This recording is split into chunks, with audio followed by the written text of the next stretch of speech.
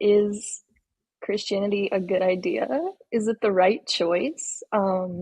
Especially because of these kind of other religions. So I Oh, hold guess on. if you believe that Jesus is who he says he is, does that exclude every other religion then by default? Because Christianity is a truth claim and it's Well, that's a good point. I exclusive by want to address nature. that issue, Janelle. Noel, if you don't mind me stepping on you for a second here. You said something earlier, That's I meant to great. get to it, and now that you mentioned that, Janelle, it jogged my memory. There is something that I think about the exclusivity of the claim that I think is repulsive for a lot of people, and for me, it was for me too.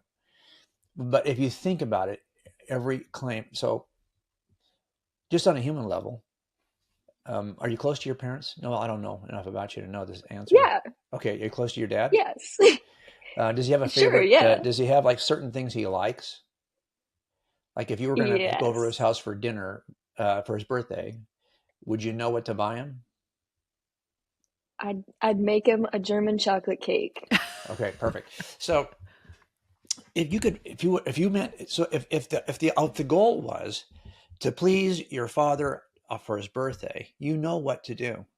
But what if instead you'd imagine a different version of your dad, and every time you saw him for his birthday, you gave him the stuff he hates?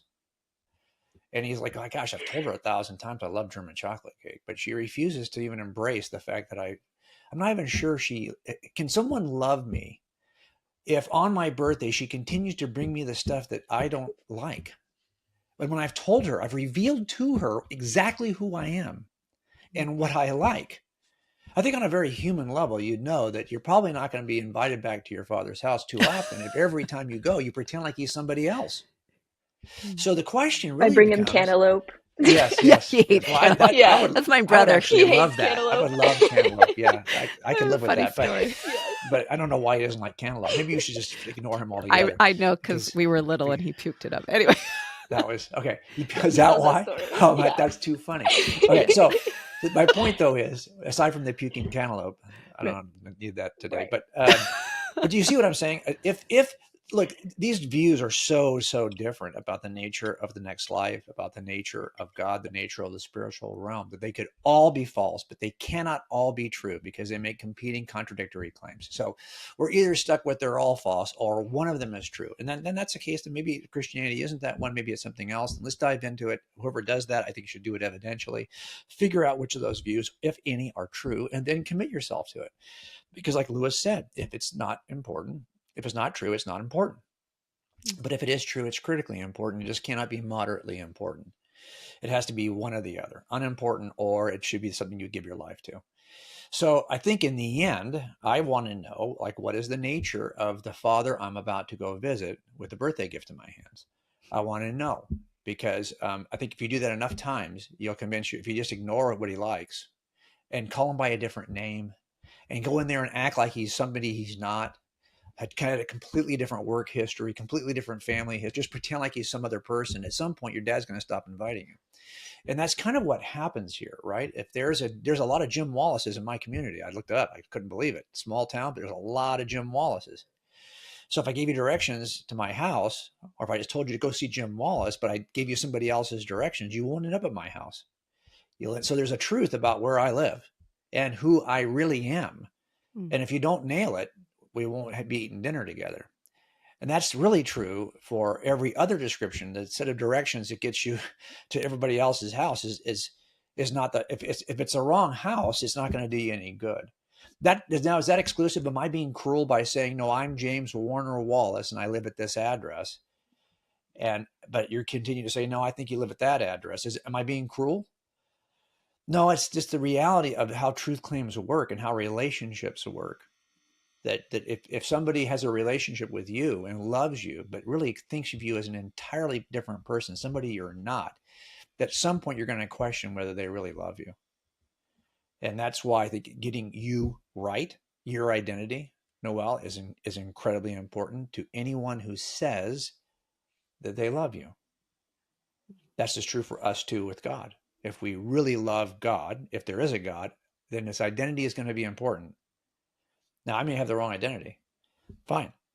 But It's not like I can't make up an identity any more than you would say, yeah, it's okay. Just imagine me to be anybody you want me to be and I'll still love you. At some point you're like, no, I'm not even that person. I don't know what you're creating, but it's not me. Stop saying you love me because you love something you've created in your mind. It's not me. You would say that. Well, this is true for anyone who's in a love relationship. Identity matters in love relationships. And that's true for God too. So it's a matter of figuring out, well, who is he? And I don't think it's meant to be like I'm going to exclude everybody else. No, I'm going to make sure that I give you enough information so that you can make a decision. And if you decide against me, that's okay. But it won't be for lack of information. It won't be for lack of effort.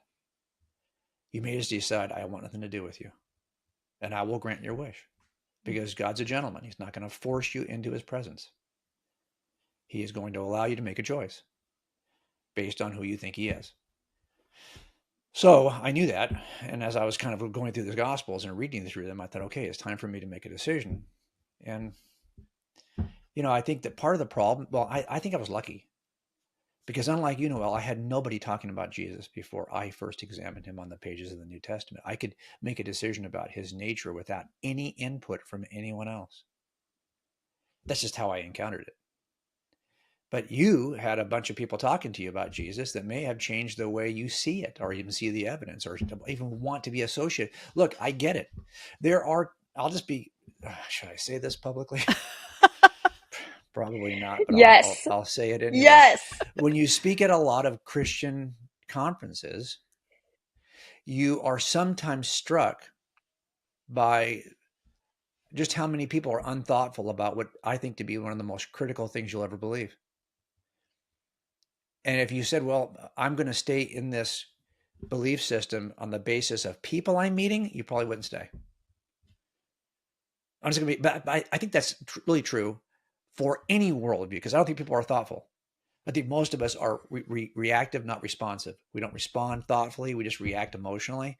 I think that's who we are anyway. So I think it wouldn't matter if it was Christianity or if it was atheism or any other worldview, philosophically or religiously.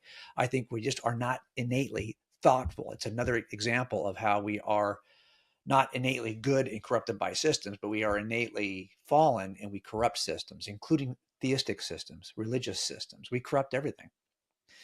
But there's just times when I'm like, yeah, I'm just glad I didn't meet anybody until I was already in.